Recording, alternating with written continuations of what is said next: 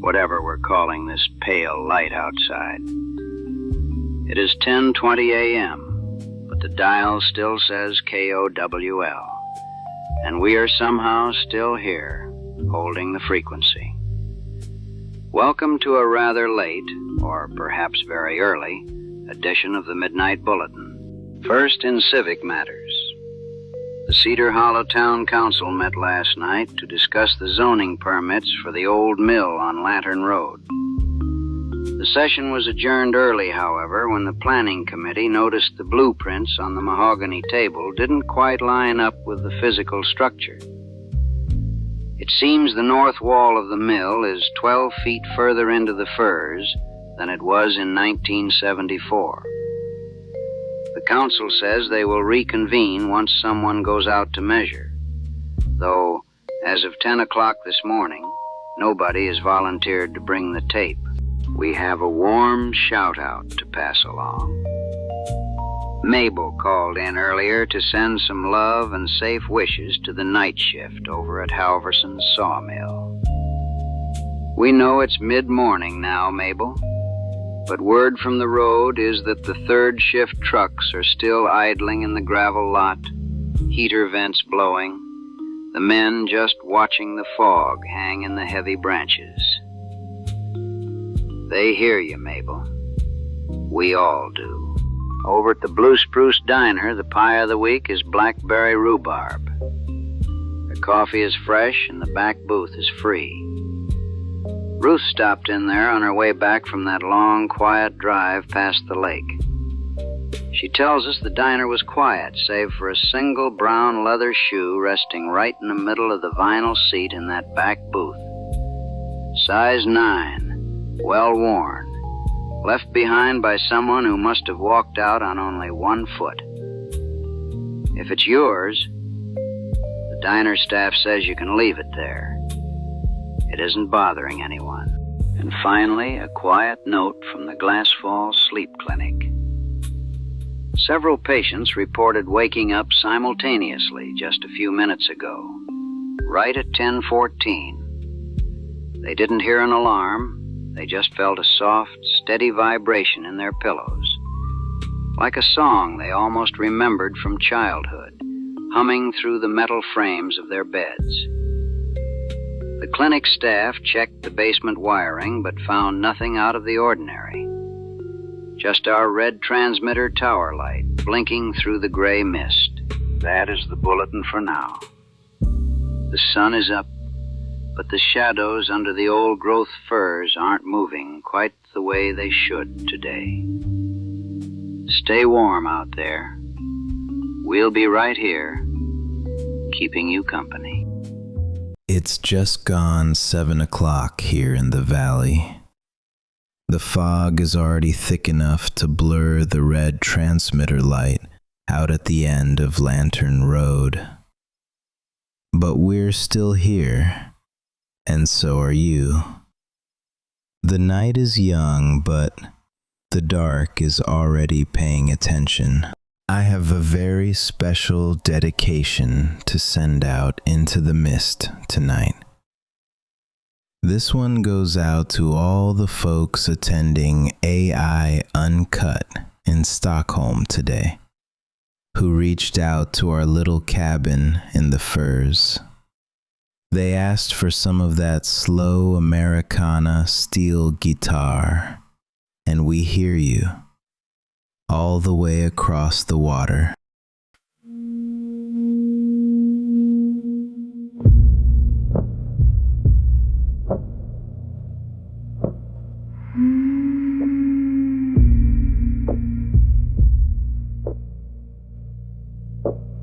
Hush now.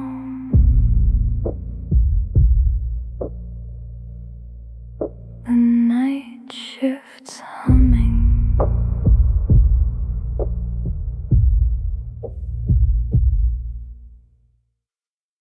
10:20 in the morning, or so the clock above the console says.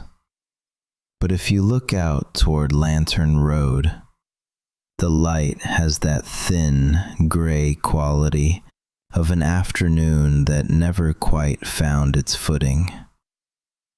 We're still here. Owl Creek Radio, KOWL, holding on to the frequency just in case you're still out there. We haven't gone off air today. The transmitter light is still blinking red through the firs, and the fog, well, it's just waiting. Hanging low in the branches, biding its time, waiting for the sun to give up. A warm shout out to Mabel. If you're sitting by the kitchen window with your tea, we hope the kettle is keeping you warm. And for Ruth, who called earlier and asked for something for her drive past the water, we haven't forgotten. This one is for you, Ruth. Let the tide take it. This is Black Lake.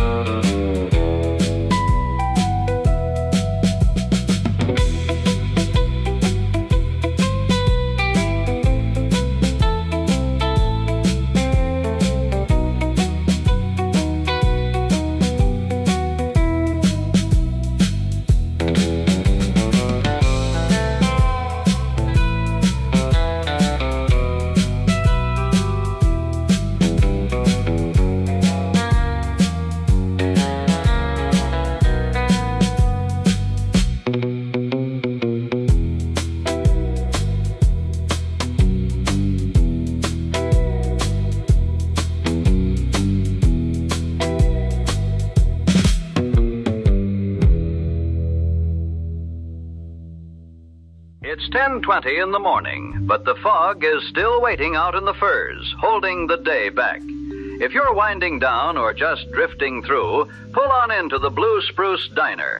The coffee is hot, dark, and poured to the brim. And the cherry pie, it's so sweet you'll swear you've tasted it before, in a place you can't quite name. That booth in the back, it's always free, just waiting. Mabel, if you're heading that way, they've got a cup of black coffee waiting for you on the counter. The Blue Spruce Diner, where the warmth never fades.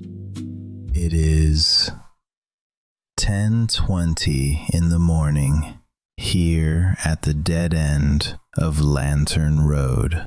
The sun is technically up over Halverson's sawmill, but the light, it isn't quite cutting through today. It's just sitting on top of the mist, like oil on water. The fog is waiting out there in the high branches of the firs, holding its breath.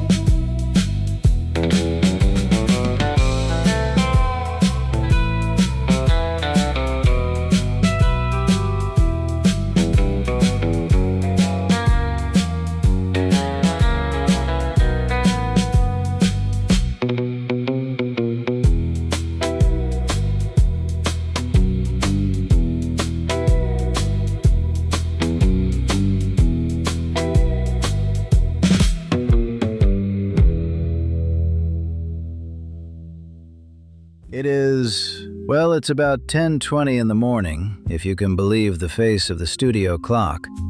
But looking out the window here at the dead end of Lantern Road, the sun hasn't quite made up its mind. The fog is just hanging there, draped over the tops of the grand firs like a wet wool blanket. It feels like the night forgot to pack up and leave. The red transmitter light is still blinking through the gray, casting a soft raspberry glow across my desk and onto this mug of coffee from the Blue Spruce Diner. It's gone lukewarm, but it still smells like roasted chicory and wood smoke. We aren't usually on the air at this hour. The day is supposed to belong to the farm reports and the lively pop stations down in the valley. But today, KOWL is holding the frequency. We're still here, and I suspect you are too. I have a little slip of paper on the console here. Mabel called in a while back. She wanted to send a shout out to the night shift, especially the folks over at Halverson Sawmill who listen while they work. Mabel, I hope they heard you. We played Sawmill Lullaby for them in the dark hours, and I like to think of that melody drifting through the steam and the heavy scent of fresh cut cedar. The night shift should be sleeping by now, tucked under heavy quilts while the day tries to happen outside. But if you're still awake, Mabel, or if you're just getting home from that long stretch, thank you for keeping us company. You're not alone out there. Let me just click this dictaphone on. Dictation for the file. Entry, let's call it 143. Concerning the clocks on Lantern Road. Last night at exactly 2:53, the power didn't blink. The lights stayed on, but the hands on the wall of the hardware store and the digital display over at the Savings and Loan, they just froze. I'm told the second hand on the old grandfather clock in the lobby didn't stop ticking, it just shivered in place, like a bird hitting a pane of glass. Then, at 2:54, the world caught up with itself. No time was lost, apparently, but the silence in that 1 minute was heavy. End note. I keep thinking about Ruth, too.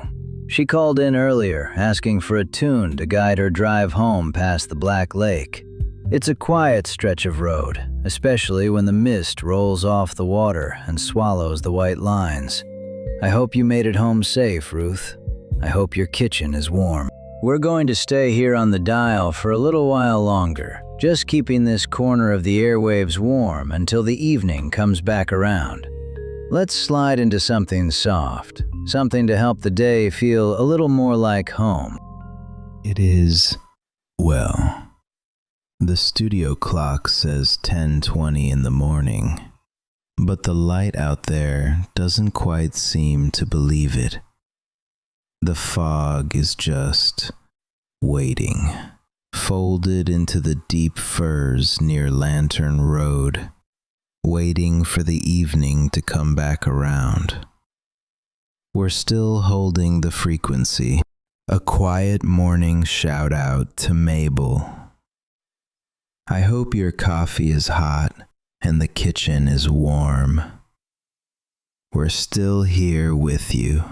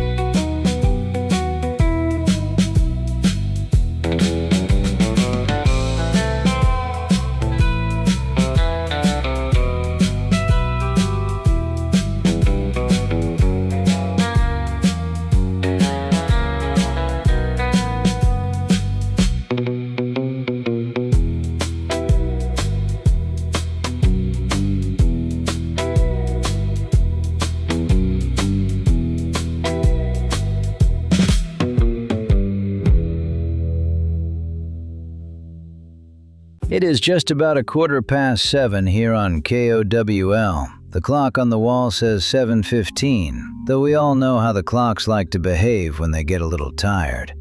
Out the studio window, there is nothing but thick, white, woolly fog rolling up Lantern Road.